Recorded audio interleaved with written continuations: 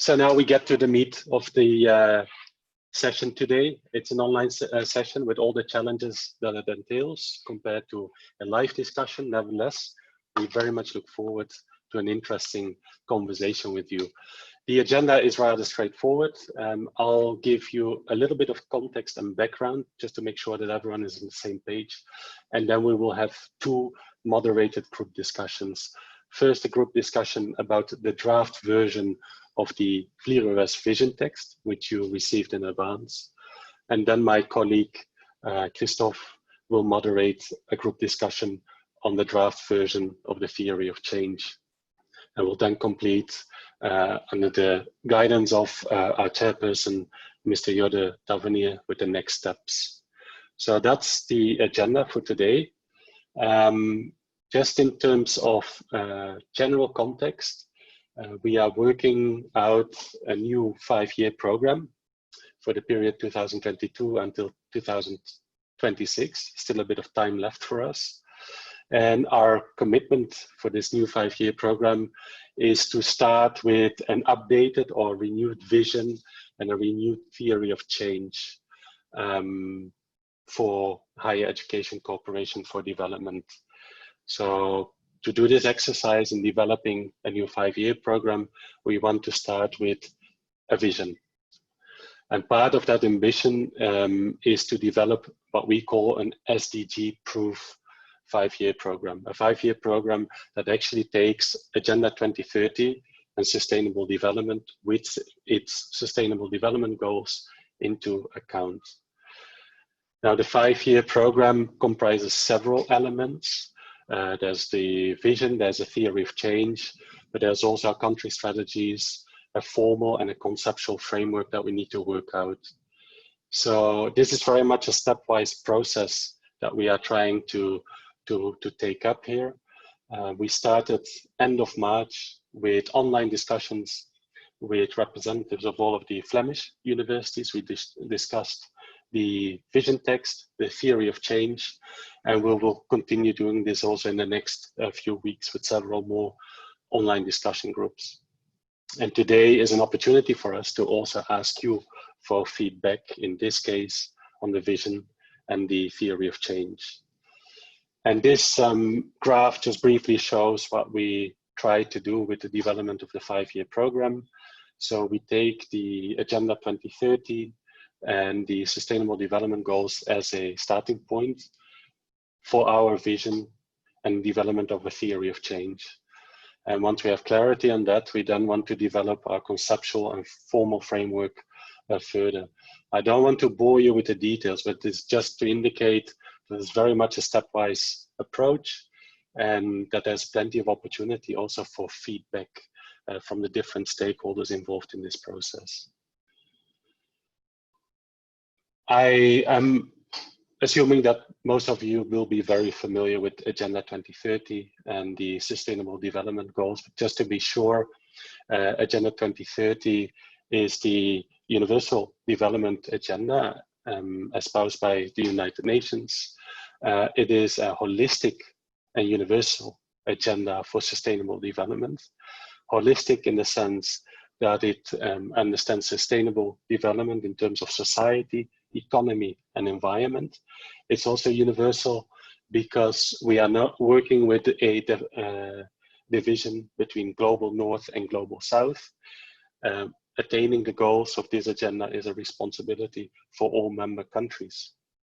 And with that agenda comes 17 sustainable development goals, a whole range of targets and indicators.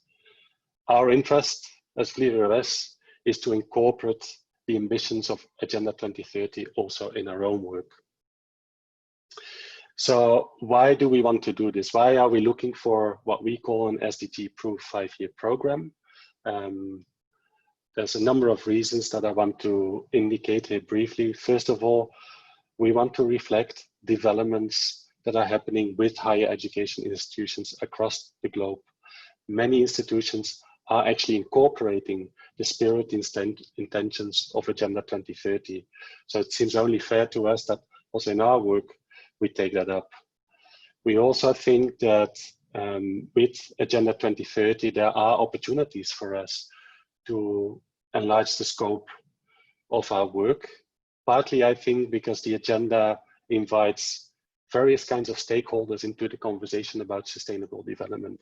This is not an issue for the development sector as such. It includes the education sector, private sector, government agencies, international organizations. So this allows us, I think, to engage with a much broader set of stakeholders. Then there's also perhaps the more pragmatic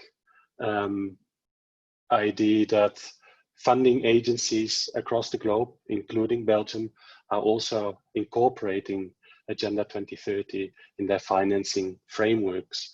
We are also, as an organization, expected to engage with the notion of the SDGs and Agenda 2030. Then also the challenge to communicate with the rest of the world about the added value of university cooperation for development. And here I think Agenda 2030, the SDGs, are also a device, an opportunity to communicate with a much broader audience what the added value and the specificity is of university cooperation for development. And then also, I think, opportunities because of the engagement with different stakeholders, that we can also strengthen the uptake and the impact of our work. And finally, and I mentioned this already, this is a universal agenda. So it also enables us, I think, to perhaps overcome this rather traditional north-south division. So these are some of the reasons that compel us to take Agenda 2030 serious, to integrate it into our next 5-year program. How do we do this, or how do we think we should do this? We want to move beyond cherry picking different kinds of SDGs. What we want to recognize, I think, is that you cannot divide the different SDGs. We need to integrate, approach this in an integrated manner. And so what we are trying to do is mainstream underlying principles of the SDGs in our 5-year program, rather than selecting, for instance, SDG number 4 that has to do with education. We want to actually work with the underlying principles. And the underlying principles I've briefly indicated here. The first one is indeed the interconnectedness with the various development goals. It's not a matter of choosing one or the other. It's actually understanding that it requires a holistic approach to achieve sustainable development. Second important principle is, of course, leaving no one behind, and the recognition that there are marginalized groups within societies across the globe that would need extra help and effort to actually benefit and be part of efforts to achieve sustainable development, and to include them in these processes. And the third principle, I alluded to that earlier, is the idea that sustainable development as a goal is not a matter of 1 or 2 actors. It requires a whole range of actors. So multi-stakeholder partnerships are very much at the heart of the Agenda 2030. And these are the 3 principles that we think we should try to operationalize in our next 5-year program.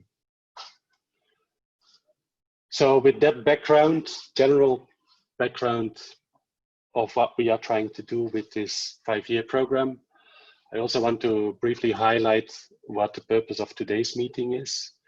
You received 2 draft texts from us, one about the vision, one of the proposed theory of change.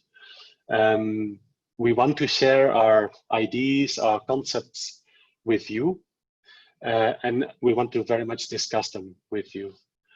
And secondly, we're very keen to receive your feedback.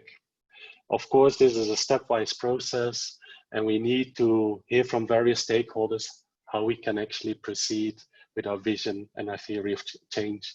So today is a very important opportunity for us to collect more feedback.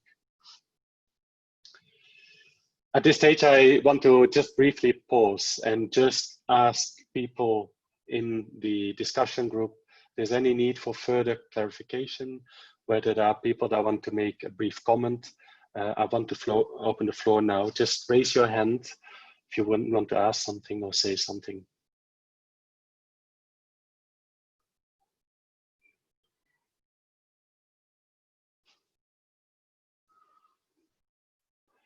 I don't see any raised hands, so I'm gonna assume for now that the introduction was clear enough, good enough to proceed. It means that we can now move to the more important part probably of the meeting, is to discuss the draft vision text that we shared with you in advance. You've also seen in the briefing notes that you received in advance that we want to explore 3 general questions with you in this session. The first one is to understand what exactly is the role of VLIR-UOS and higher education institutions in contributing to Agenda 2030. The second question is to discuss to what extent these SDG principles, as I just outlined them, can be effectively integrated in our vision and also in our further work. And the third one is perhaps a somewhat semantic discussion, but certainly also a strategic conversation about the term university cooperation for development, whether this term is still fit for purpose, whether it should be changed, and if so, if there are alternative suggestions. Now, to facilitate this discussion, we will use an online poll survey. So I will just ask a survey question. You will have a brief moment to just indicate whether you agree or disagree with the question. And then the basis of these answers, I will then facilitate the discussion. And so we'll do it also here step by step. And so I want to start with the first topic for conversation, understanding the role of VLIR-UOS and higher education institutions in contributing to Agenda 2030. And the question we would like to ask you is whether the VLIR-UOS vision, the text you received, makes sufficiently clear how higher education institutions and VLIR-UOS contribute to Agenda 2030. So if you could just indicate to what extent you agree or disagree with this statement, we will then discuss the outcomes. So the poll is open. You have a brief moment to make up your mind.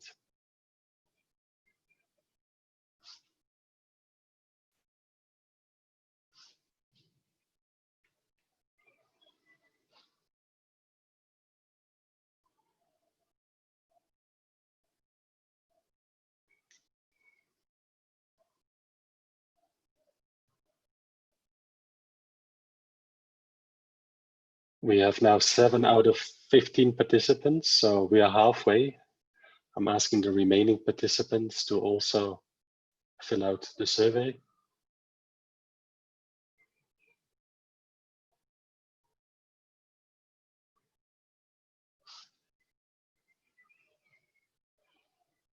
Okay, I'm going to close the polling, and I think you should see the results in your screen as well.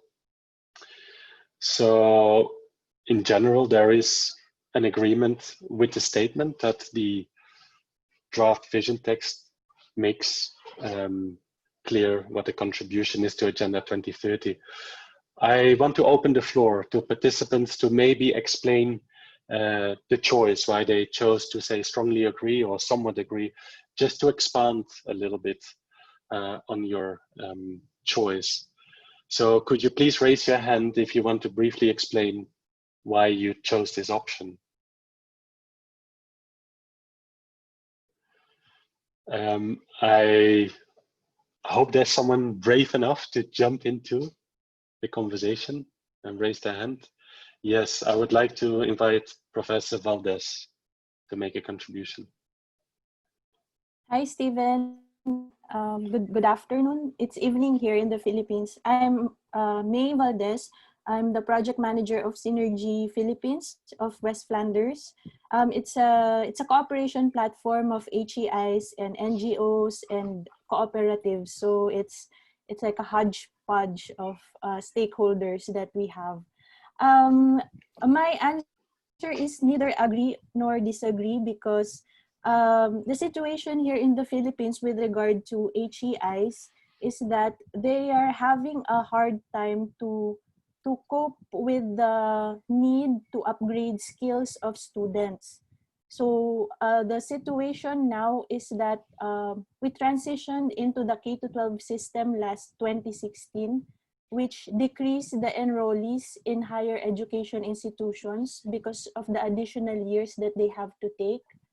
And the universities now are grappling on how to make their courses, programs more relevant and responsive with regard to 21st century skills. Because in the Philippines, the quality of education is declining. So the licensure exams, the passing rate, it's declining. And the enrollees, it's declining. So I was hoping or maybe looking into elements that say the VLIR-UOS is concerned with making 21st century skilled learners or something like that. But I don't know, maybe it's just a bias I have. But that's the context where I come from, and that explains my answer. Yes, thank you very much for that contribution. We certainly will take that into consideration. Is there someone else who would like to add? Even if you have indicated strongly agree, it would still be helpful for us if you could explain why you would strongly agree, why you chose that.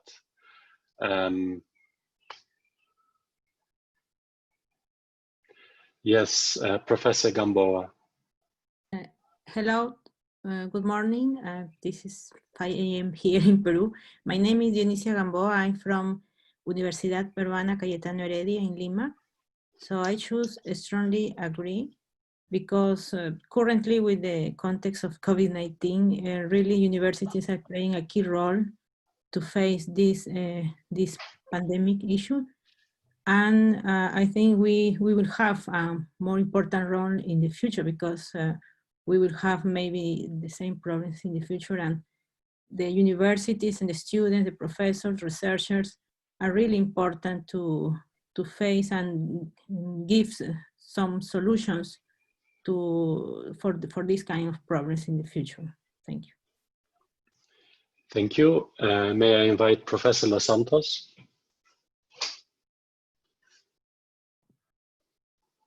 Yes, good morning to you all. I am Marcela Los Santos. I'm a local coordinator of an IUC here in Bolivia. It's 6:30 in the morning, and so thank you very much for the invitation. It's quite a challenge to be awakened in this meeting. But okay, what I want to say is that I strongly agree with the VLIR-UOS new vision, because I think it will help us to improve the universities who are partners in cooperation with you, to also put the SDGs on the core of our development. In the case of the university, we are starting a new strategic plan for 10 years. That is a very interesting, and so we are hoping to be aligned with the vision of VLIR-UOS and with the SDGs, to put also UCB in the center core of the development as a developmental actor, to think of us as one of the key stakeholders in the development of our country. So I strongly agree with the vision. Thank you. Thank you. I would like to invite Professor Saidi to make a contribution. Thank you very much. I apologize because some network problems made me to be off for some time. But I want to say that for this part, there is a very high, I can say, aspect of education and knowledge sharing for higher education to contribute to an Agenda 2030. It is particularly for developing countries. We may know that it is through education and knowledge sharing that we can get particularly knowledge and technology absorption and capture, so that our countries may be able to sustain their development through innovation and service to the communities. I think that the aspect of education and knowledge transfer should be enhanced or emphasized for this aspect to make higher education institutions contribute more to the achievement of Agenda 2030. I submit. Thank you very much. I now want to give the floor to Professor Kigobe.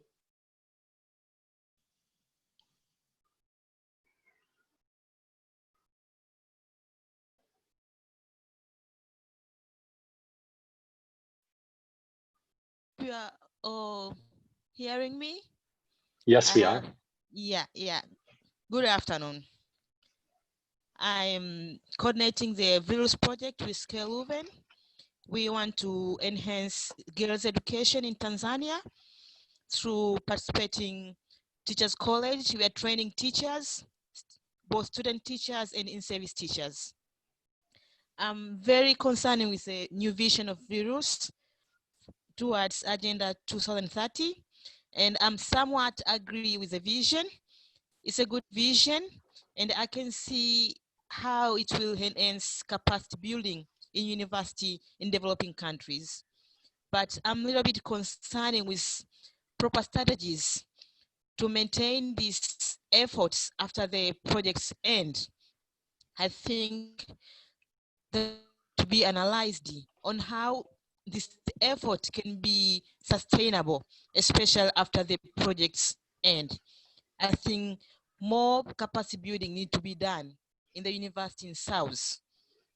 We need a lot of energy from North to sustain our to sustain our research institutions, to have somewhere what you have in Belgium, to make us be able to sustain these efforts.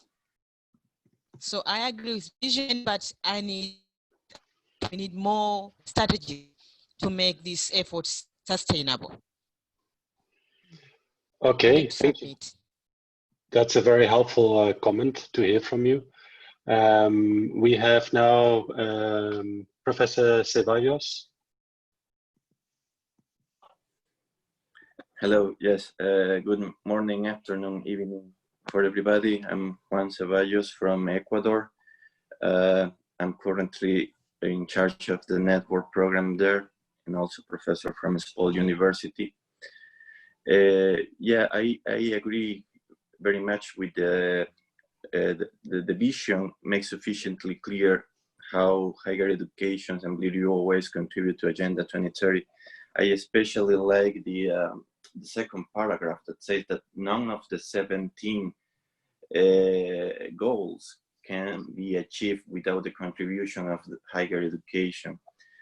I particularly will suggest to emphasize that the three aspects you mentioned in the third paragraph, that are research and education and knowledge mobility, have already been demonstrated to play a role in development in the past. Like most of the improvement we have had are come through research or through the education or through mobility of knowledge, and therefore universities and of course VLIR-UOS will definitely play an important role in the next decade. So yeah, that's all I wanted to say. Thank you. Thank you. I see also in the chat function a contribution from Professor Pogpas, who says that in the vision and intention are clear, but the reason that he chose somewhat agree is in the keyword how higher education institutions and VLIR will contribute. So I think maybe in line also with some earlier comments, how this vision is to be operationalized is what I take from that comment. Is there someone else who would like to make a contribution on this particular question? If not, I would like to move on to the second question. I hope in your screen you see the second question.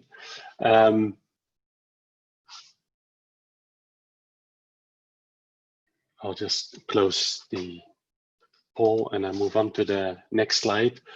So here we want to focus on the 3 SDG principles. And we're asking you whether working with these 3 underlying principles is a good strategy to actually achieve the ambition of a SDG-proof 5-year program. So here again, if you could please indicate to what extent you agree or disagree with this statement.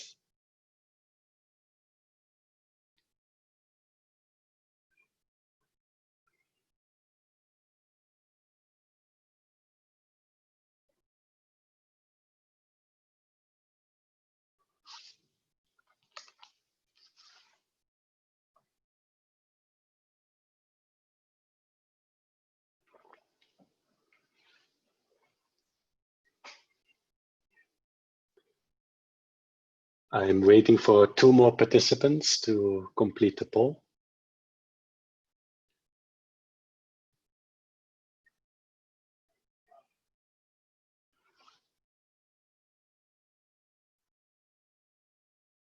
All right, I will close the polling and you should see the results.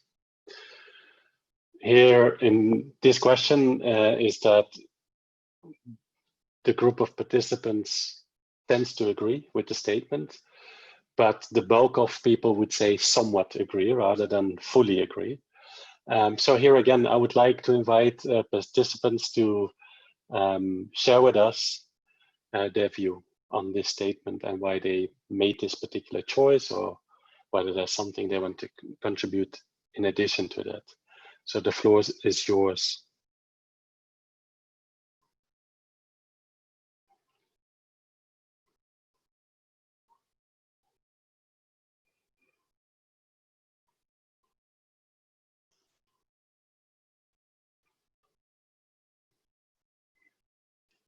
Is there someone who could take the lead in explaining their particular choice, their view on the statement itself, or the SDG principles? Yes, we have Professor Kibea. Thank you.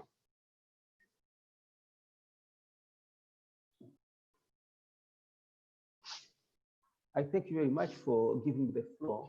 I think the first principle, interconnectedness, is very important to make, to put together North, South, and South-South, so that higher education institutions can work together toward the 17 SDGs goals. I think, but something that should be included in this bullet point number 1 is the aspect of supporting the use of data, sharing data, and use of technology for that to succeed to that principle. I think that's the very important point. The other point, it is leaving no one behind.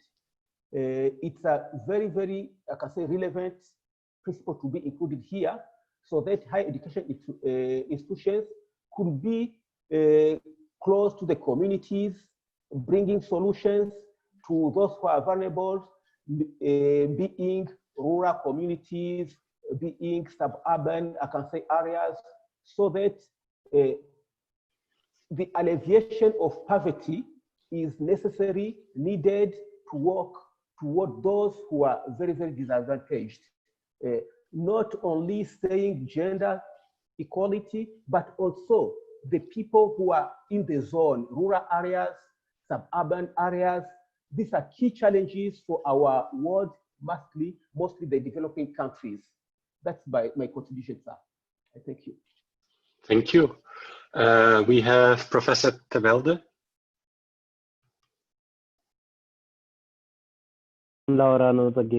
Thank you very much, Steve. I just want to comment regarding the interconnectedness. So in the vision section, it clearly outlined that the socio-economic, ecological aspects, but I wonder how does factors could be achieved without touching the political domain, because good governance and commitment from the politics aspect are good elements to achieve almost all the SDGs, including the initiative of VLIR. So how do you see the governance, good governance aspect, political commitment of the government on achieving the intended objectives? Thank you very much.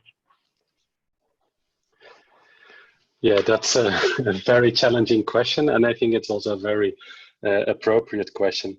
I'm not sure if I should answer this. Let's say my personal opinion is that yes, I think perhaps not in the vision text, but in the way that we operationalize this 5-year program, is to also understand the background factors that actually would contribute to, for instance, interconnectedness. So there's actually, to achieve these principles, there is a broader context, not only our own 5-year program or what we do as an organization, but it's very much the particular political and social context. Part of that, I think, and that might become clear in the later stages of developing the 5-year program, is how do we work with country frameworks or country strategies, where we can actually account also for contextual factors that have a bearing on these particular principles. So your contribution is very well taken. It's something that we have to incorporate, I think, in the whole trajectory of developing our 5-year program. Is there someone else who would like to make a comment? People that chose somewhat agree, which indicates to me that they might have some reservations or some doubts.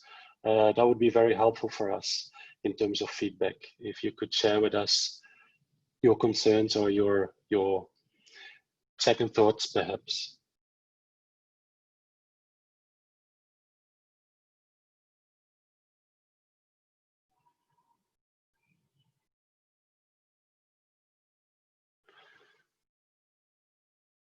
Yes, we have Professor Valdez. Thank you.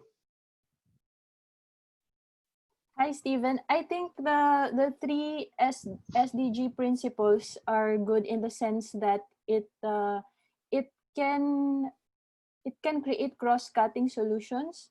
Like, for example, if VLIR-UOS would come up with programs, it would use those strategies for the criteria in order to come up with cross-cutting solutions that integrates themes of SDGs.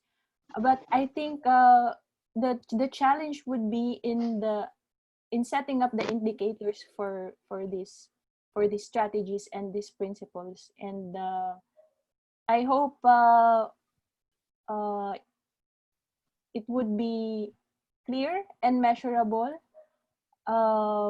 But I can see that it's a very promising way to approach how to SDG-proof the VLIR-UOS.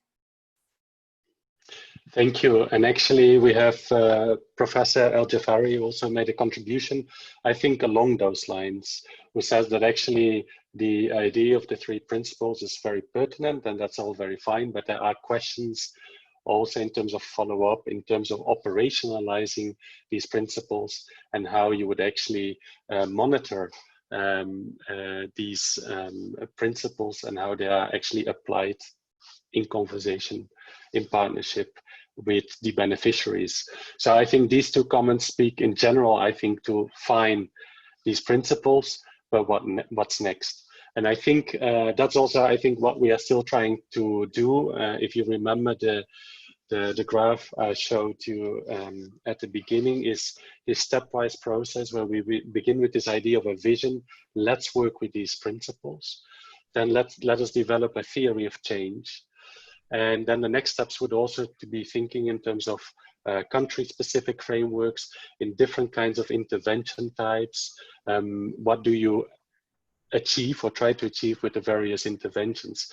So I think it's important, I think, for the vision text to understand that what we want to communicate here is we are not merely using the SDGs to tell a nice story. It's also, I think, to go a bit deeper than that, to be a bit more ambitious. But then the question that poses itself, and that's why it's a stepwise process, is how do you actually translate these principles? So also in the weeks and months ahead, we still have to have the conversation, including how do you actually end up monitoring these principles. I do think that in the second part of the conversation, where we'll be looking at the theory of change, we'll have a chance already to see how we think about operationalizing the principles. But I think the contributions are very well taken. We are aware of the challenge in that regard. I'd also like to give the floor to Professor Tavernier. Steven, I have a question for the group. With regard to the multi-stakeholder partnerships, the question is, what do you think about collaborating with different partners, not only between universities and working at capacity building, but also bringing in partners from the private sector, NGOs, and so on. I would like to hear some voices with regard to the idea of, let us say, the principle of the moving towards a multi-stakeholder partnership. What kind of stakeholders do you have in mind?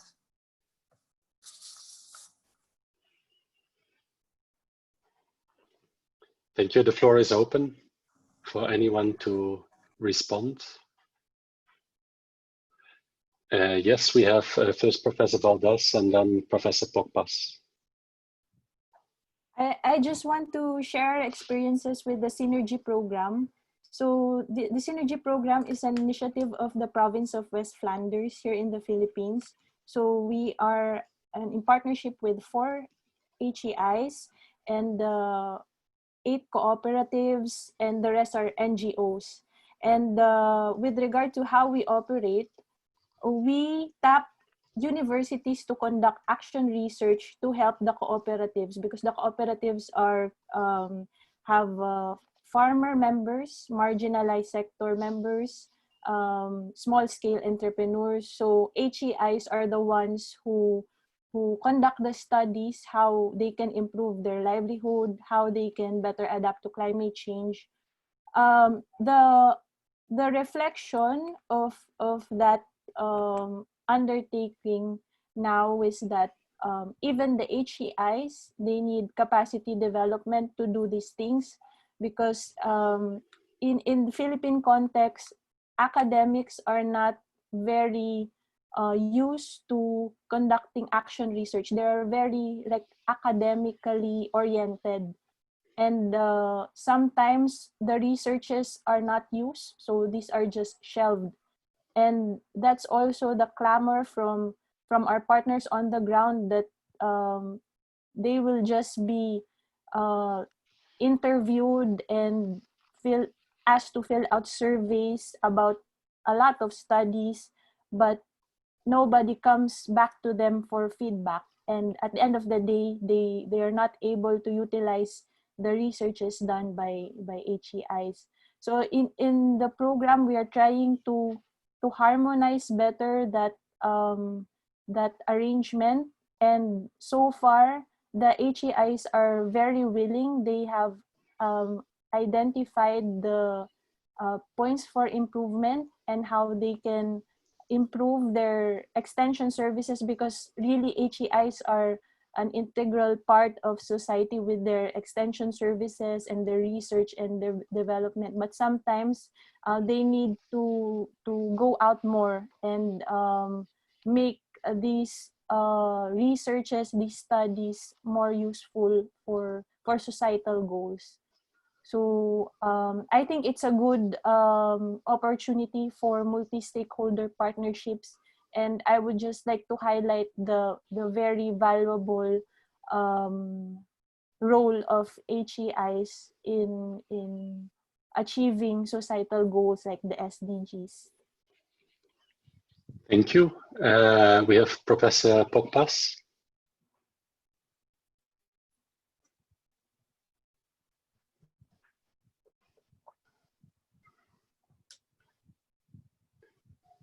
May I invite Professor Larry Pokpas? If Tim can, yeah, okay. Sorry, I should have switched on. Larry Pokpas from Cape Town, South Africa. Our winter started today, so just to give you context. On the question of the multi-stakeholder, I think it's a valid question that you need to think through in terms of your funding instruments. But keeping in mind that from a theory of change perspectives, that we are not going to change society, we have a significant role to play to influence the way in which policymakers and others are engaging as agents of change. So the question is why I raised earlier the question of the how it's going to be done, is that unlike traditional development cooperation that build capacity at individual level, I think here one needs to consider whether you're going to work with agencies within universities where there is capacity and network capacity already in place to work with multiple stakeholders. Otherwise, it becomes a very long process to encourage people to break out of their silos and work with others.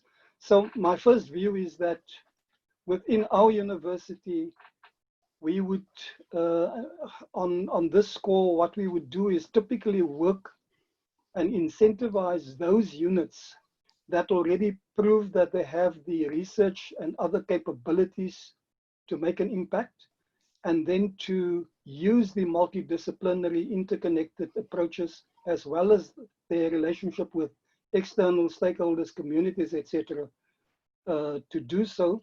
And as I said earlier, the question is whether the funding instruments will allow for that interaction too, or is it simply the research component? I'll park there for now, but I had a point that I raised earlier about the leave no one behind principle. I agree with the principle, but just a cautionary note that with COVID-19, we had a campaign about leave no one behind in terms of technology, etc., and to get the academic year going.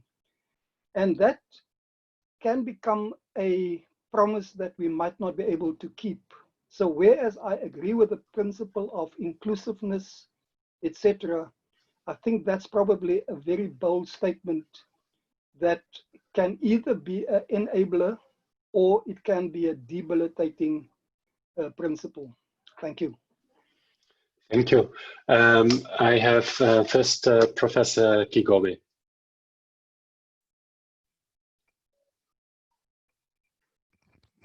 Thank you very much. I have a personal experience on the question.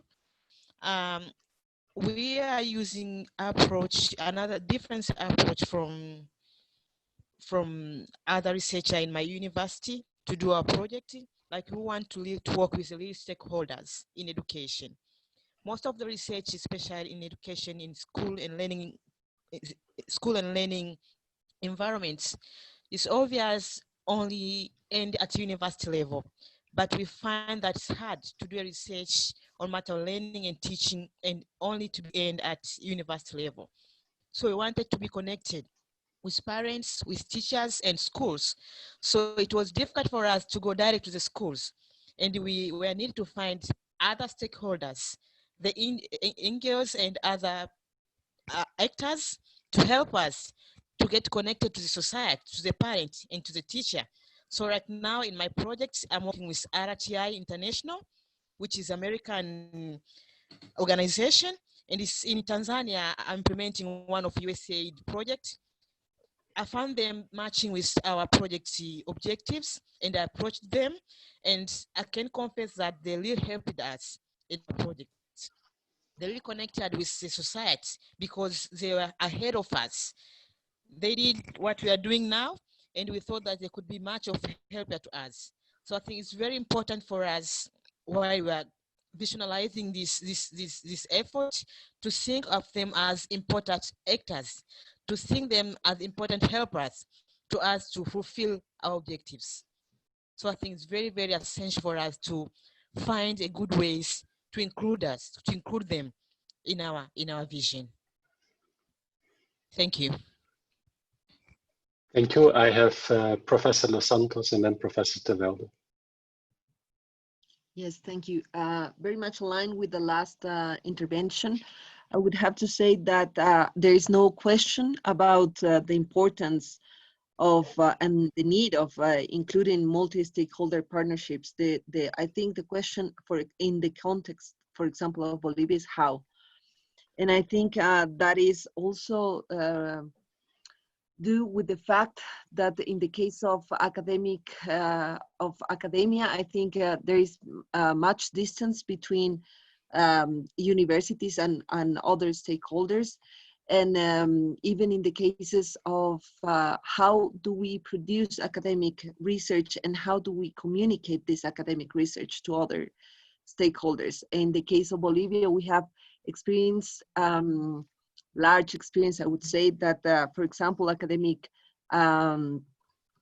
journals are not read by politicians or even private sectors. So the language we have to use, the products that we have to produce to engage in conversation, dialogue with these multi-stakeholders to attract their interest in academia and results from coming from that research, I think it's a very challenging question, especially in the cases of the countries of our region in South America.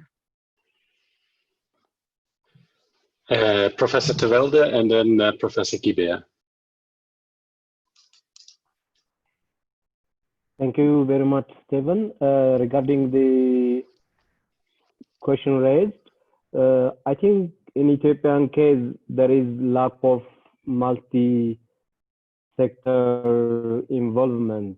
I think this also comes, I know the synergy and the complementarity strategy of the VLIR, particularly with the Belgian NGOs, but I ask a question how this could be successful in the absence of optional NGOs in Ethiopian case, for instance. Just I want to mention that now there is a favorable environment policy that encourages civil society. The civil society law is revised in Ethiopian case. So I just want to mention this. This could be encourage the Belgian NGOs to come in and be involved, but I can see there are lack of Belgian NGOs active in Ethiopian case. And I am actually managing a climate change and gender project in Ethiopia in University of Gondar. So when we were developing the project, I remember that we faced a lot of challenges in getting the Belgian NGOs to be collaborative. And I asked a question for Steve and others that what strategies do you have in place to encourage stakeholders to be active to work with universities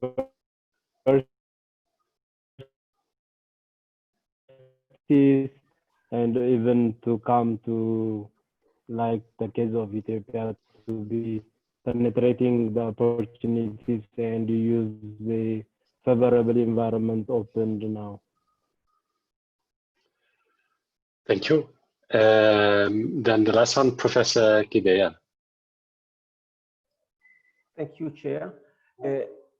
I think for this aspect of multi-stakeholder partnerships, it is very key, particularly to respond to one aspect raised by Ms. Janet Kigobe about the sustainability of the outcomes that will come from the, I can say, the program at the end of the period or the end of the period of the 5-year program. I'm thinking between private sector stakeholders, between I can say this is small scale farmers and so on, and local governments. The experience of University of Burundi shows that there is an aspect very important, a demand from local governments, particularly in the the environment in Burundi where the government is allocating the communes that are the local governments in Burundi some money to run projects about agriculture, about husbandry, and so on. And the University of Burundi, for example, has some experience that are needing expansion to be extended. Example, where solutions for food security are involved, are developed from the Faculty of Agronomy of University of Burundi towards some local governments. And this aspect is very important because they can offer solutions and I can say relationships and partnerships between the university and the local government, university and farmers and so on. That's one aspect. A second aspect I'm wondering about how can we work for a multi-stakeholder partnership? It is beyond the border of each countries. In Africa overall, and particularly in East Africa, we are, I can say, evolving toward, I can say, more regional integration. How the program can use advantage, can take advantage of regional integration framework, the advancement of integrating Tanzania and Burundi, Kenya and Uganda, and so on. The 5 or 6 countries where VLIR is already present to make more, I can say, collaborations between the national universities and to work beyond the borders of each country to partner with others. I think this aspect can be also emphasized by this to see what activities can, I can say, strengthen regional integration through higher education institutions through this 5-year program. That's my contribution. Thank you. I want to move on to the last question for discussion, and I will have to limit this to 5 minutes because 5 minutes ago we were supposed to already start with the second session, and I don't want to steal too much time from my colleague Christophe. But just to say, I'm very grateful with the feedback and input so far. So at least the whole issue of principles resonates with you. It invites you, I think, to reflect a bit more and to challenge us also, I think, in terms of how to operationalize it. So the third and final question is, as I alluded to, maybe a somewhat more semantic discussion. And here the poll question is whether the term University Cooperation for Development accurately covers the purpose of VLIR-UOS. And of course, a discussion to be had on this maybe if there's need for another term. But also here to indicate whether you agree, disagree, or remain undecided on the question.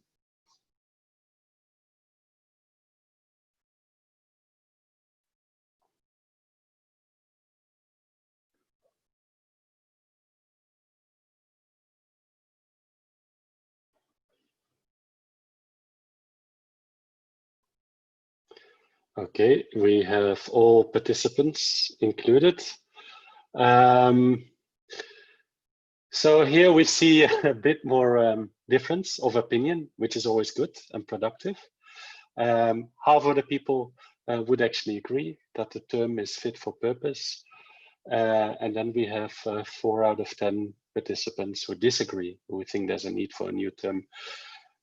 So I'd like to open the floor maybe for some quick contributions, people that argue either against or in favor of the term.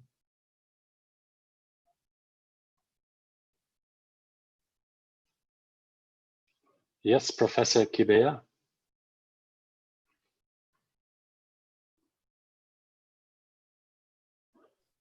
Thank you, Mr. Chair. The term University Cooperation for Development is relevant and it fits, I can say, the purpose of building, I can say, a program that is SDG. That is SDG-proof.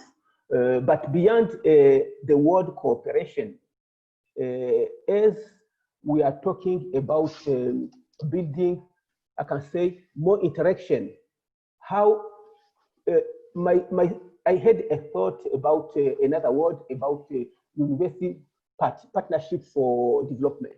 I don't know if this can fit, but it is a question of semantics, but cooperation can be good, but we can go beyond to make the word partnership that fits mostly with a kind of a network of inter-network of works between the Northern Flanders universities and the South universities. I think this can be another aspect to see how to build more interaction between the universities for development. I submit, Chair.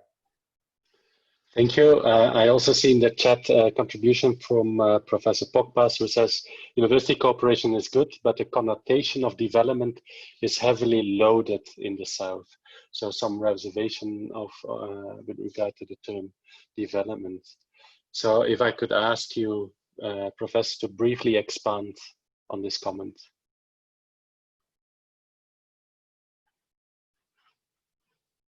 Yeah. Yes, I think the challenge is that in countries, in this case now like South Africa, but also in the South, where the relationships are very unequal or have been unequal, and this is not North-South relationships.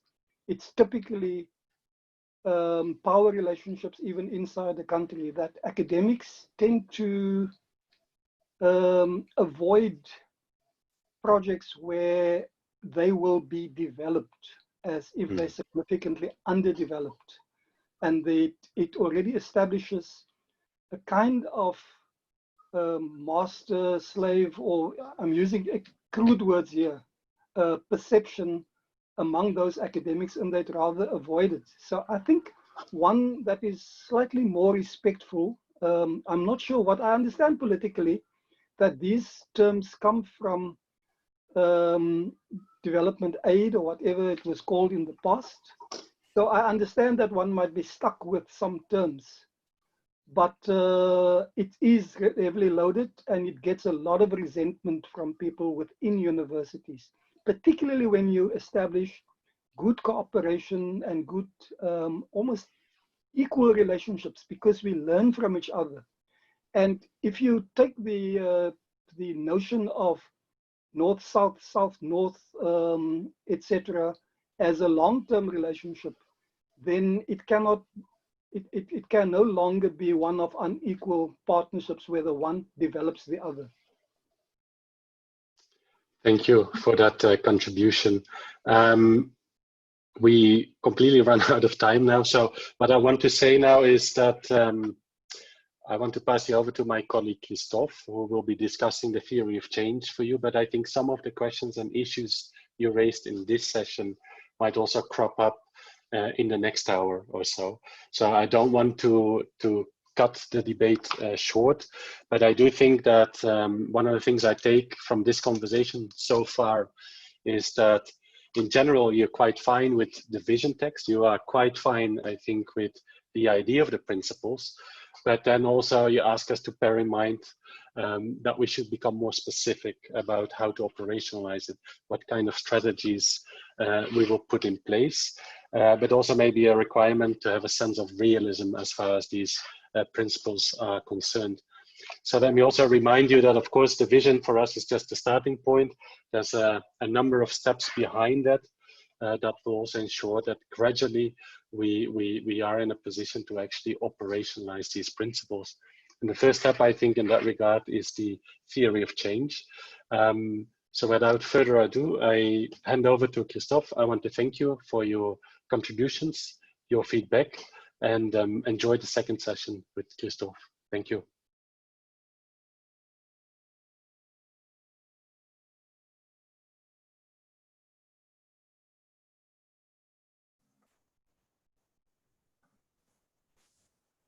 Yes, thank you very much, Steven.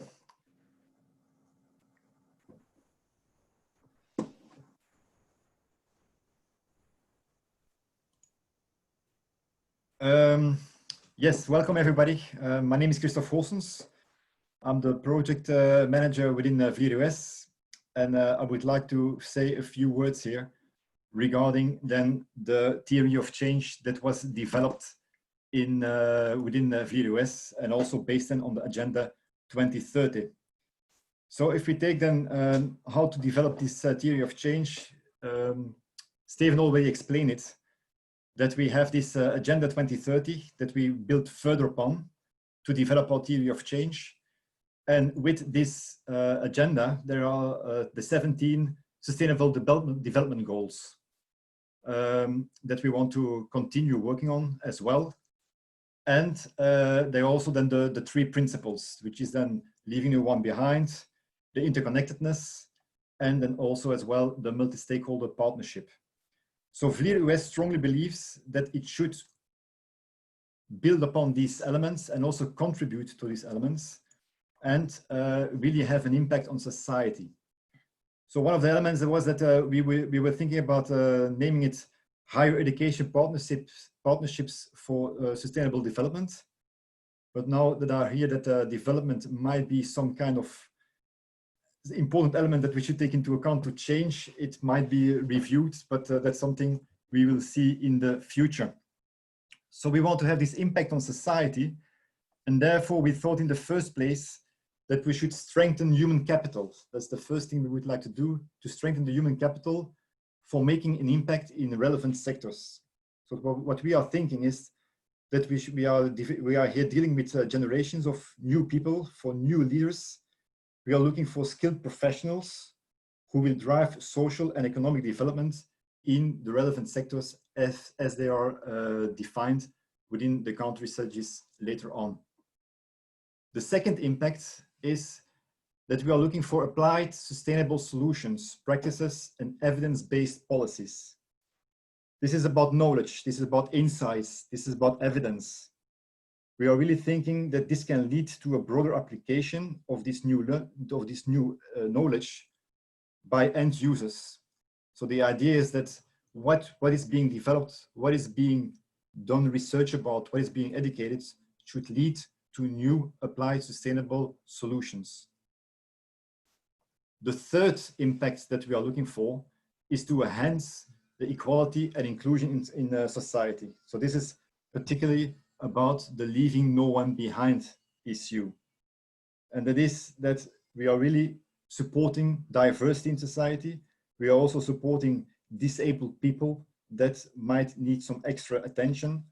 And this is also the fact that we really want to include all different layers within society in participating in this higher education partnership. So regarding these 3 impact levels, I was wondering, we developed a poll, and I was wondering whether those are clear and complete. So do you think this is covering the broad area of higher education partnership, or is there something missing? So if you think, yes, it's clear and complete, then you press the first button. If you think it's clear but not complete, that things might be missing. And it can also be possible that you think there are those 3 impact areas do cover what we are looking for, but they need some extra clarification. And it's possible also that they are not clear or nor complete, so that things might be missing. So what do you think? These 3 impact areas that we are supporting, that we are looking for, achieving, contributing actually within our higher education partnership.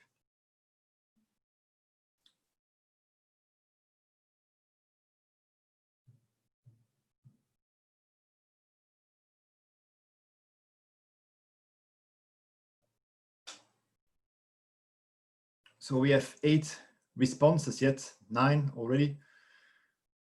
So apparently there are some doubts apparently. Huh? A small majority says it's clear. Those 3 impact areas are clear, but they are not complete. Things are missing. So I was wondering, what did we overlook? What did we not take into account in those 3 impact areas? So who wants to take the floor? Who wants to clarify why he or she did choose this response, the second response, that the impact areas are clear but not complete? Please raise your hand.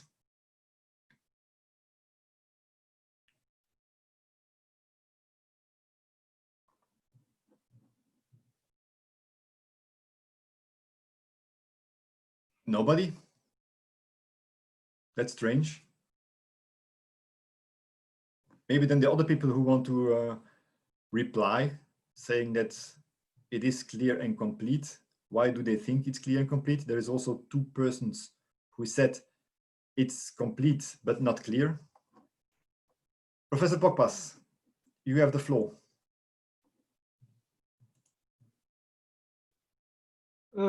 I had the second one, which is clear but not complete. Okay.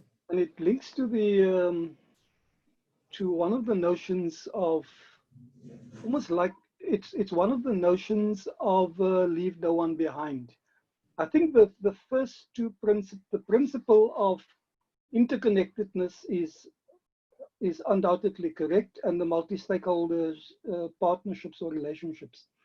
But whether the leave no one behind is intended to deliberately limit the scope so that it in the end doesn't become a principle, but actually selects the thematic area.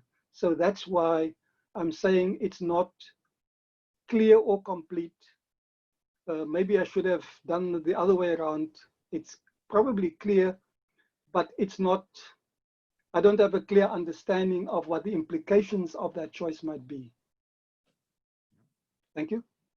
That's a very valuable comment indeed. Thank you very much. Professor Tebelde, you had a question too, or remark, please. Okay, thank you very much. I just want to add points regarding first, the strengthen human capital making an impact on relevant sectors. So in this regard, of course, VLIR directly contributes on developing human capital. But when you further elaborate the impacts, the document mentions that individuals acting as agents of changes by taking up positions of responsibility and by acting a committed world citizen.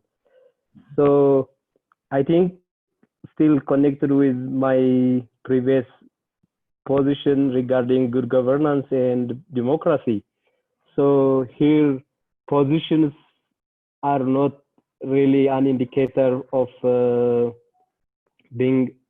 having good human capital, because in a democratic status, positions could be assumed without merit. So rather than assuming developing human capital as taken by positions of responsibility and so on, rather I can mention that like engagement in research, community service, advancement in education, publication, maybe career-wise development, and so on could be good indicators for saying there is a human capital development.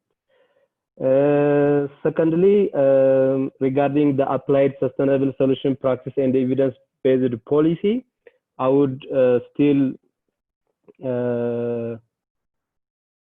the core of your motto, the VLIR motto, is sharing minds and changing lives. So still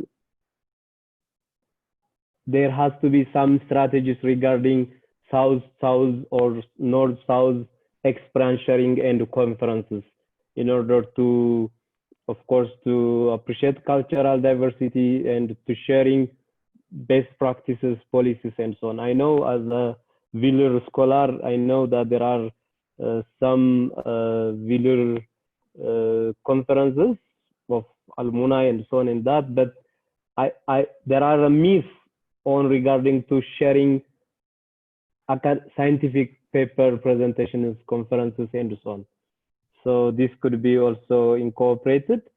Regarding the third, enhance equality and inclusion of society, the terms like disadvantaged group, vulnerable group, marginalized group are used interchangeably, if that is okay. But you need also further to see gender exclusively, that there are many intersectional factors regarding gender also. Regarding geographical, age, marital status, and socioeconomic factors plays also a greater role regarding this. So the third impact has also to be exhaustively seen, to what extent you're gonna to be intervene on this regard. And there is inconsistency on regarding to the three disadvantaged groups: indigenous group, gender, and disability. So I think I can see that there are some level of in-depth analysis of the three disadvantaged groups. Thank you very much. Thank you very much, Professor Tebelde. Professor Kigobe also had a remark. Please, Professor Kigobe. Thank you very much. Yeah, for me,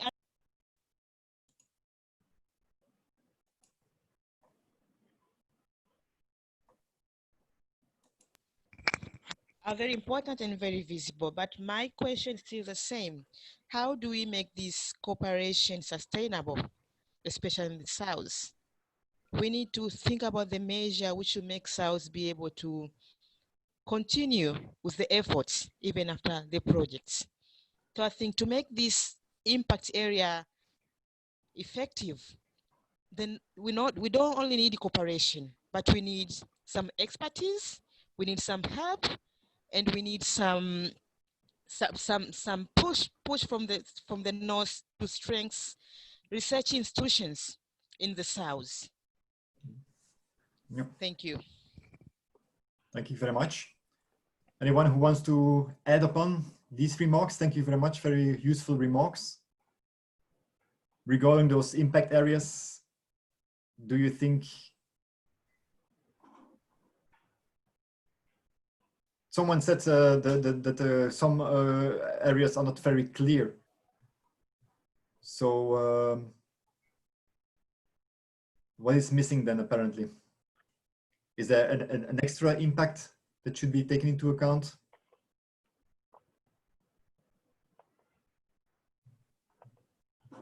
Professor Valdez? Hi, Christoph. I just want to, my answer is that it's complete but not clear. I think I'm looking for like the scope of these impacts, but maybe I'm very forward looking.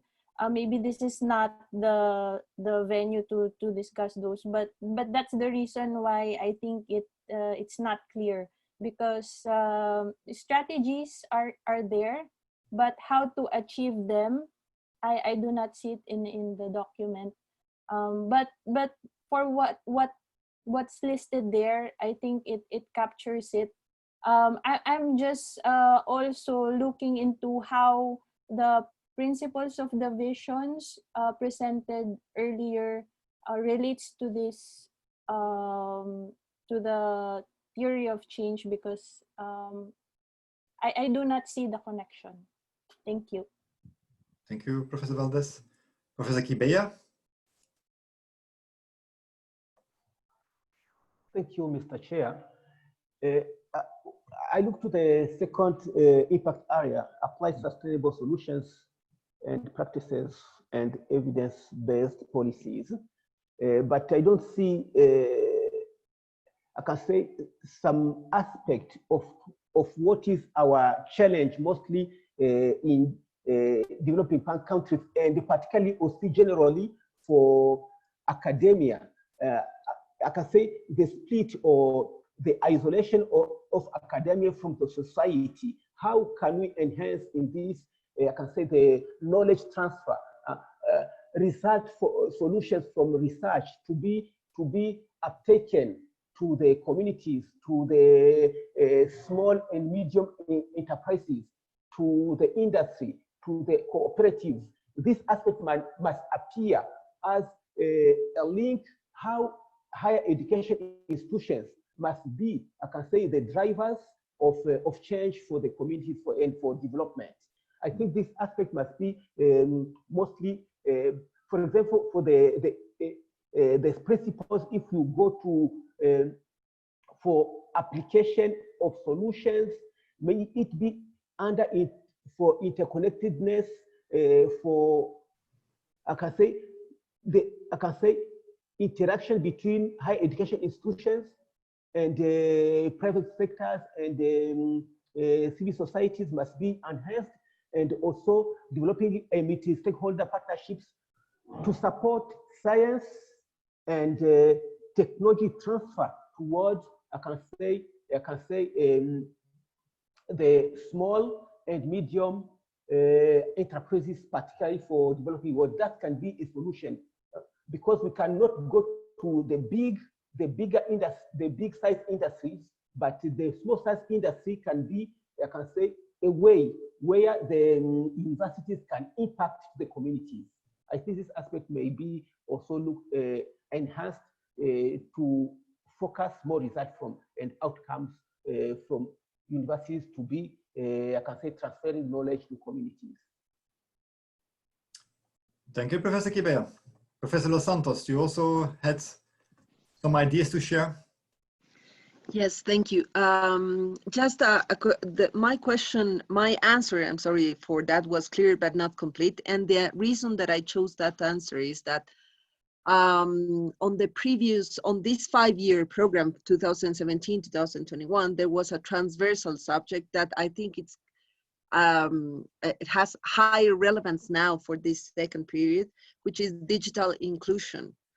And I think it's a transversal issue that, together with gender issues, it's a very important aspect and impact area to be taken off. I don't know if it's better to put it on the outcome, but neither on the document of theory of change, I have seen it. And I think digital inclusiveness, I think it's a major issue at this point with in the current context that we are in. Thank you, Dr. Los Santos. This is a very valuable comment indeed. Indeed, thank you very much. Well, actually, to come back to Professor Kibea's remark, is that actually we do try to make sure that the universities really can play this societal role, because we really believe that cooperation with higher education is crucial also to answer the questions, to answer the challenges that society is faced with. What we think now is that our cooperation with higher education is on 2 strategic axes. The first axis is we strongly believe in individuals as change agents. So this is about scholarships, this is about bursaries, people who get the opportunity to do some studies. And second is then the higher education institutions as a driver of change. So this is about institutional cooperation. This is about capacity building on an institutional level. So if we look at the individual, we really think that individuals should be given the opportunity to apply newly acquired state-of-the-art knowledge and skills. So this is one of the outcomes that we really want to achieve, to really make sure that individuals can act as agents of change by taking up positions of responsibility and by acting as committed world citizens. And then also to use that positively to impact in their organizations. So this is about the individual strategy. Now, if we look at the institutional strategy, working with institutions, the first and foremost outcome is that we are looking for higher quality and more inclusive education.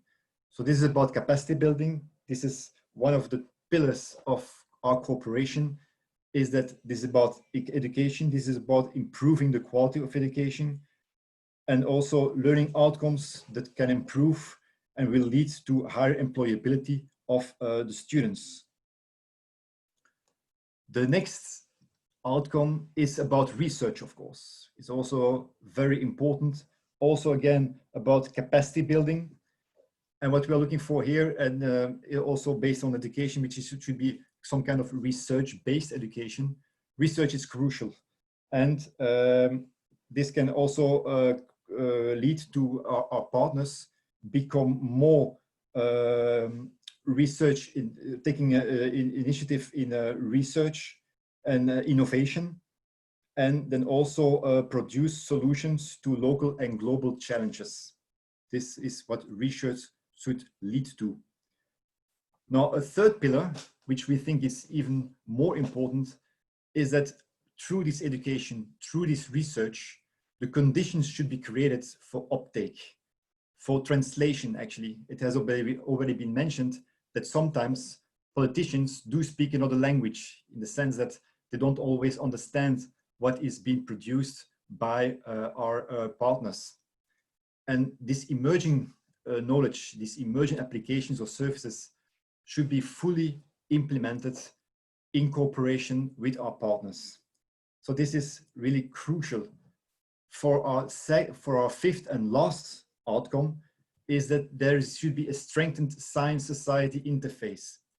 As I said before, it is crucial that the higher education institutions, as well as the students, as well as professors, as all academics, should play this societal role and make sure that there is this connection between what has been researched, what has been educated, that it can also be actually used in our society, and then also can lead them to these three impact areas. So this is our overall view of our theory of change. So I was wondering, regarding those outcomes, do you think they are complete? So actually the same question as our impact areas.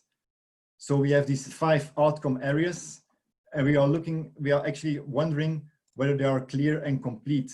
So if you think, yes, they are clear and complete, you choose, or they are clear but not complete, or they are clear, complete but not always clear enough, or they are not clear or not complete at all. So please take your time to make the right choice according to you.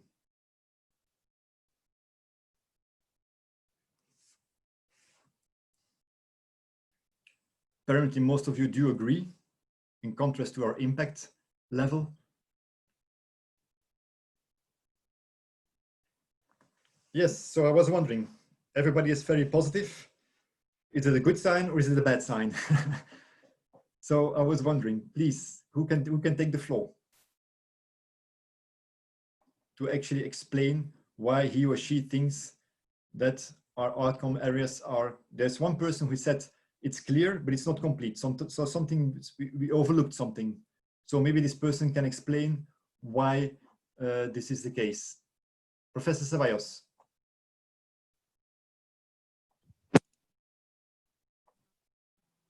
Yes, hello. Yeah, actually, it was, for me, it was very, very, very clear, but I think there needs to be a connection between I think the number 3, it says higher quality and more research, with the number 4, conditions for uptake have been created about the research. Yeah, the number 3, higher quality and more research, with the number 4, conditions for uptake have been created for emerging new knowledge application or service. So for this to happen, the uptake to happen, I think it needs to start with number 2. So it needs to focus on not really more research, but more demand-based research, because sometimes the research that we do is not necessarily what the society needs. So I think it will be important to differentiate research in general as versus demand-based research. That's my only suggestion. Thank you, sir. Professor Valdez, do you agree with that, or do you have any other elements you want to add? Yes, I agree that the research should be demand-based. And it should be demand driven, so we should not focus just on how many researchers, because based from experience here in the Philippines, each universities are required to come up with researches, and professors are they are promoted when they reach a certain number of research, but as to how this research would be applied and used by society, especially the communities and the marginalized sector, that's a question mark. And I'd also my answer was that it's clear and complete. I think this graph is very good, and I was able to understand it further being presented this way. I just also want to comment on the item that individuals as change agents. I think for this area, we really need to focus on how to develop the required skills for students to be global citizens, because especially with the situation right now with the pandemic, talks have been going around how to rethink education. So how the former strategies used in schools will not be relevant in a few years' time. I think this area should focus on how to develop that in students, how they can have 21st century skills, so that when they go out of university and into the job market, they can become change agents in society. That's all. Thank you. Thank you, ma'am. Thank you very much. Anyone else? I think the people from Cantor University have been very quiet. I was wondering whether they have something to add upon this.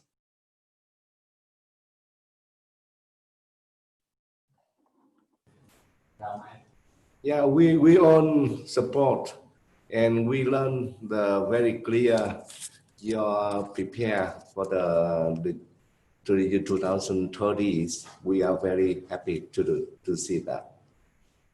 Thank you. Okay, sir, thank you very much. I would like to use this opportunity, by the way, to also to highlight the fact that regarding the fifth outcome, the strengthening the science-society interface, we're also taking initiatives, actually. For example, regarding the COVID-19 pandemic, we launched a platform just recently where we really want to group all the expertise that is available in Flanders to actually see how we can face this pandemic. And we're also inviting, of course, our partners in the South to also join this platform of COVID-19, and also to see whether we can learn from each other. So that's something also that's quite important, because I agree it should be demand-driven research, but I think it's also sometimes you have to take the initiative yourself and also see what's possible, what's not possible, also in cooperation with other partners.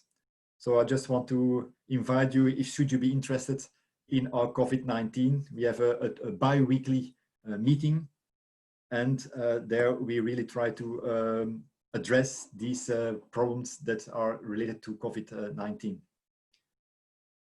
This is just an example of the fifth outcome. What about the other outcomes? Does everybody agree? Also, the uptake element is quite challenging in the sense that it's in most of our project proposals it's included, but it's very rarely really actually implemented. So does anyone wants to share maybe some kind of Professor Ceballos? Yes, I agree. Definitely, that is one of the most challenging outcomes of impact we want to achieve. But in our, we started doing that, and in our experience, it is way easier to achieve that if you start with the design of your research with them.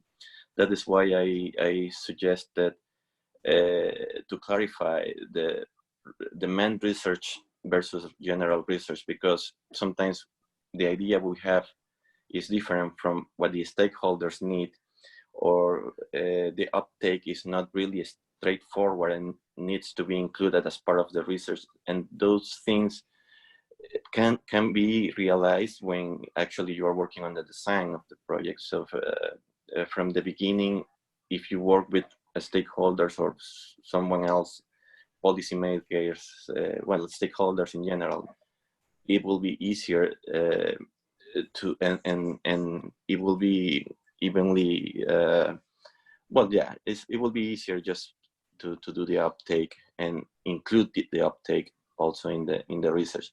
And not only that, it's also important for the sustainability of research in the case that you work with industries. Like if you do some things for them, then they will start trusting the research you do, and they will start financing that. So it's also important for sustainability. But in our experience, the key is actually to do it from the start, from the research design. So it becomes demand-based research as opposed to a general research. Thank you very much, Professor Ceballos. Any other comments?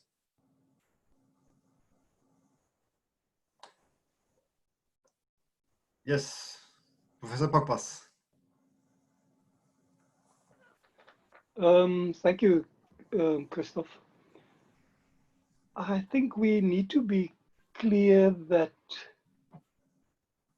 funding instruments, and this is whether it's development fund or other funds, need to keep in mind that we're dealing here with universities with a core fundamental role. And just in terms of what I'm hearing about demand-driven as opposed to the core purpose of universities, the core purpose of universities is primarily to generate knowledge for society. I mean, that's what keeps universities alive. It might be siloed and too disciplinary, etc., but that remains the core purpose.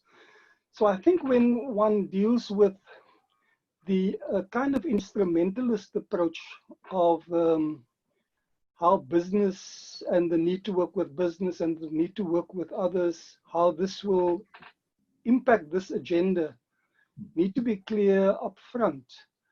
So if we acknowledge that there are multiple demands on universities, of which the first is to deepen its knowledge base, to strengthen new possibilities, to understand new methods, new skills, etc., that will be required.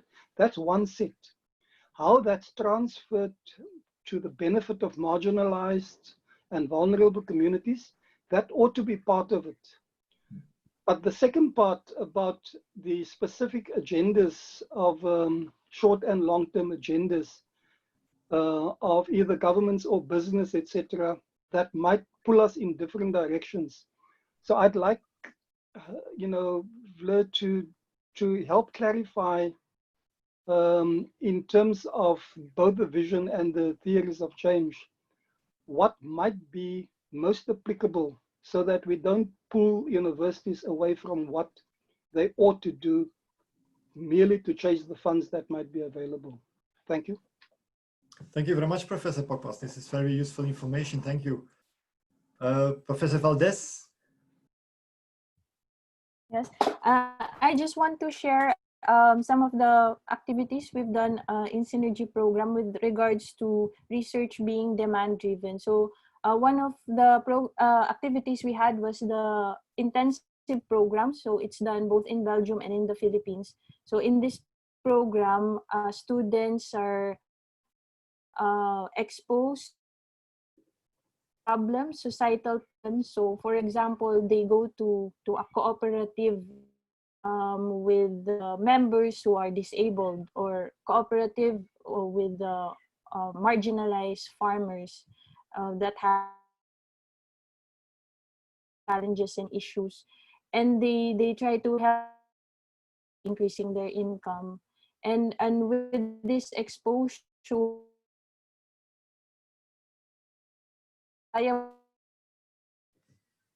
Professor Valdez, we have a very, very bad connection here.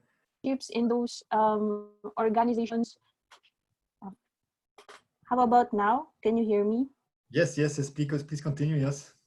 Okay, so so when the students gain exposure in those cooperatives, those organizations, they have an idea what these groups of people need, and sometimes they do their internship there, and their thesis would be about the challenges that these groups encountered, and it helps these people.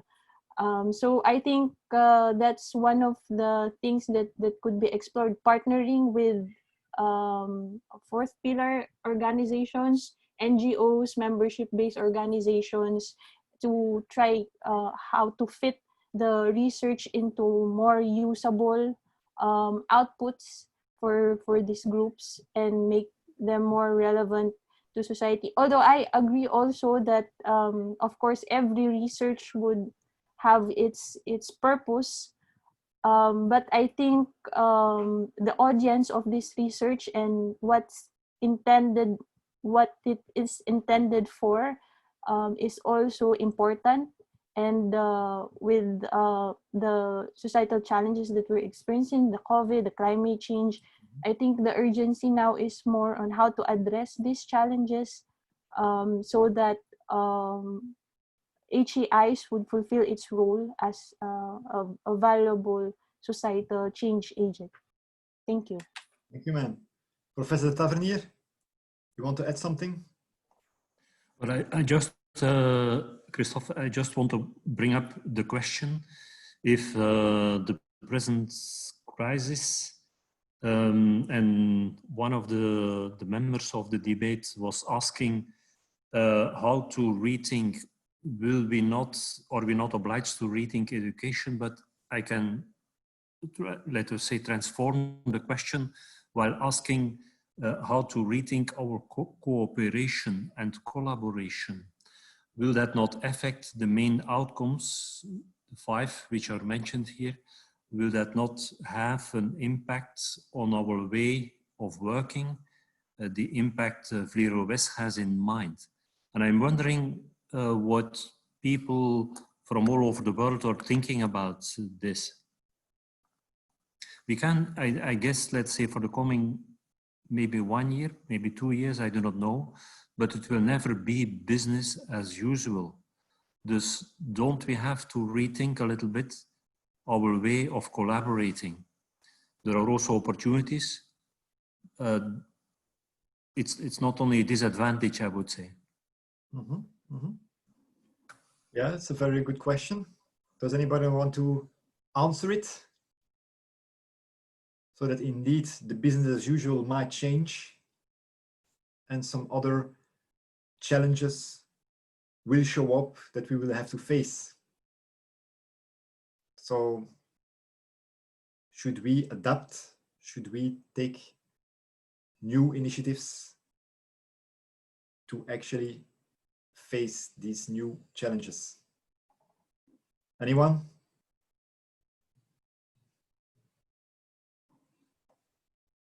Not really, apparently.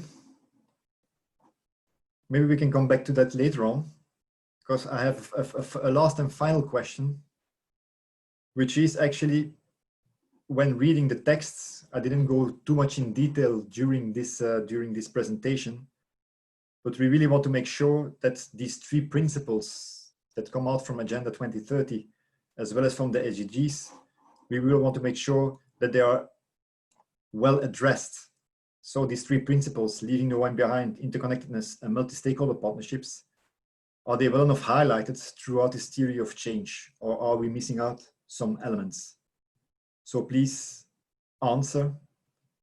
And while you're answering, also maybe take the floor and explain why. Because as Professor Tavernier said, we will face new challenges in the future.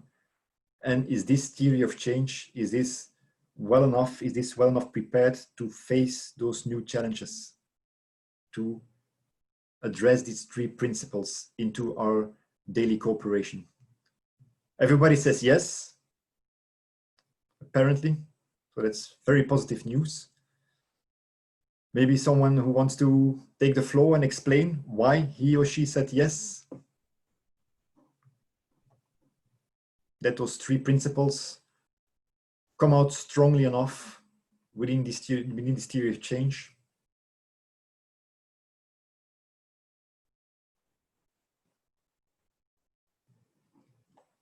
Well, that's positive. If everybody says perfect, well, then I'm happy too. Well, what I learned from this session here is that we still have some work to do, apparently, especially on the impact areas, where we'll need to give a little bit more explanation on what exactly we are looking for. There might also elements be missing. We should not lose out of sight what is higher education cooperation about. This is about research, about education, but it's also about uptake, about its societal role. So this should also be very well explained in our theory of change. And also it might be useful to rethink our cooperation, our collaboration for future challenges, for future elements that we don't know yet, and that we should take into account for the future. So this is what we have been discussing now. I think this is it. I don't have any more questions. I don't have any more remarks. So I would like to open the floor again to people, whether they have any comments. And if not, it might be useful to ask Professor Tavernier. Professor Porpas, you have a comment, please. Christoph, I think the last question about, in this new context, yes, might actually give us a unique opportunity to think differently about development cooperation. Explain yourself.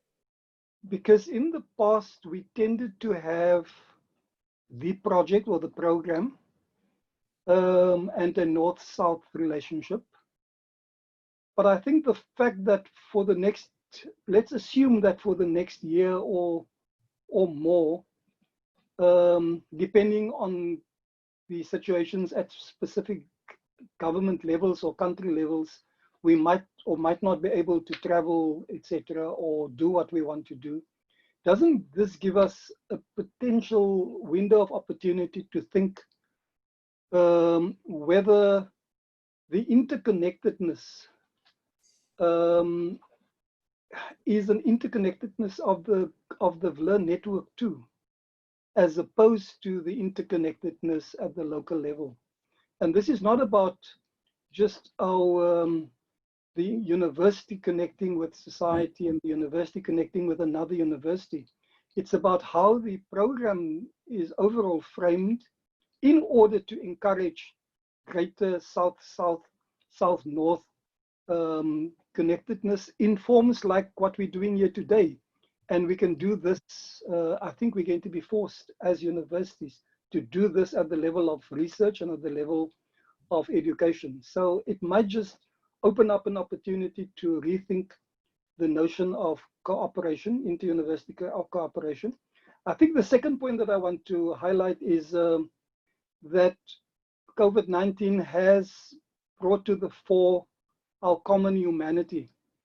And depending on how different countries respond to it, there is a greater focus on marginalized communities who are unable to work, etc. This I've seen in South Africa, probably the first time that South Africans have experienced the extent of caring and the common humanity, and less of a hierarchy of have and have-nots. And I think that those ideas in this context might also be a unique opportunity for VLIR to capitalize on that. Thank you. Thank you, Professor Porpas. Professor Los Santos, you also wanted to share something? Professor Los Santos? Yeah, can you hear me? Yes, we can. Okay. So just a final comment on all of that is not only related to the two subjects that we have been discussing, but also about the question of Professor Tavernier. And that is that we have as universities, we have to deal with such a specific context in our countries. In the case of Bolivia, for example, we are constantly faced with challenges in political, economical climate issues since last year. It's crisis over another crisis and another crisis. So it's a really challenging context to implement such an academic program as the IUC that we have, for example. I think on the basis of the planning for the next years, that the global as well as the particular challenges that each country has are important to take into account, to have a specific country frameworks that are related to the specific problems that they are dealing with. I don't know if I have made myself clear enough. Yeah, I think you did. Yeah, indeed. It's something we should take into account for the future, definitely. Yeah? And also, I think it's also about the country strategies or the country cooperation that we will develop. Is that for each and every country we will come up with a separate program, with a separate challenge. So that's something we will develop in the future, of course. But this is not really the subject of this discussion, but we will come back to that later, of course. Thank you. Professor Gamboa. Yes, about the last comment or question related to the what opportunities we have now within the current situation. So here in Peru, due to this pandemic issue, we had the opportunity to be called by the Minister of Health, National Institute of Health, about what they need, what the society needs to face this pandemic. So now I think it's a big opportunity and also a big challenge for university to come up with answers and solutions. So because about diagnostics, about contact traces, about different aspects that we as a researchers and academics need to solve or to help the Minister of Health to face this problem. So I think it's a very big opportunity. Also, it's going to be difficult because now that we don't have, we cannot go out yet, but at least we have these discussions with them. So we know better, because it's not easy to work in the Ministry of Health. Now they have our vision and we have their vision. So it's going to be something good after all this bad news that we had. Thank you, Professor Gamboa. If there are no more questions or remarks, I would like to give the floor to one of my colleagues, maybe Peter, to say a few words, or Professor de Tavernier. First, Peter will tell something about the next steps. Peter? Yes, okay, thank you, Professor. In general, I think, first of all, I would like to thank you all for your input today, which was very valuable. And indeed, on the next steps, we have not yet, we were actually waiting a little bit for this first experiment of interacting with a number of colleagues from partners institutions in the Global South today to see how can we move forward. And like was mentioned before by Professor Los Santos, it would also be certainly important to be able to discuss with you a few of the following steps. So with this input of today, together with what we have gathered in the other meetings with the representatives of the Flemish universities, we are going back to our board. We have a meeting early June with them, and possibly we will invite you for some of the next steps later. More in particular, I'm thinking that we probably need also a similar meeting to discuss what Christoph has mentioned, namely the country frameworks. We are thinking about a new approach to what we knew in the past as country strategies, also aligned with the whole SDG principles and with our new approach that we are proposing. So that would be certainly interesting to come back to that with you. And also some of the ideas that you might have on a future SDG-proof portfolio certainly would be interesting exchange with you about that. How we organize it, will it be with 1 or 2 extra sessions or through maybe a complimentary survey? That is something that we still need to fine tune. But for sure, we will need your assistance in the coming weeks and months. So I'm happy that today it worked out quite well, and that we can move forward with this. But so thank you on my behalf and on behalf of the VLIR-UOS Secretariat, and I will pass the word to our chairman, Professor de Tavernier. Thank you very much, Peter. I just want to close the meeting by saying very sincerely, thanking you all for your collaboration, for your willingness to contribute to the VLIR-UOS mission. I'm very happy to see you all living in different parts of the world. Let us say to see you all in a healthy condition. Stay healthy, keep the good mood in it. I would like to thank you again. Stay safe. So goodbye to all of you. Enjoy your day, evening or the morning. Goodbye. Bye. Thank you so much. Bye. I have to see you soon. Bye. Okay. Thank you and goodbye. Thank you. Goodbye, everybody. Take care. Bye-bye. Kantu, are you able to meet as you're sitting close to each other? Thank you and goodbye. Goodbye, everybody. Okay. Stay safe. Hey, Larry, Bye. what is this beard thing? Yeah.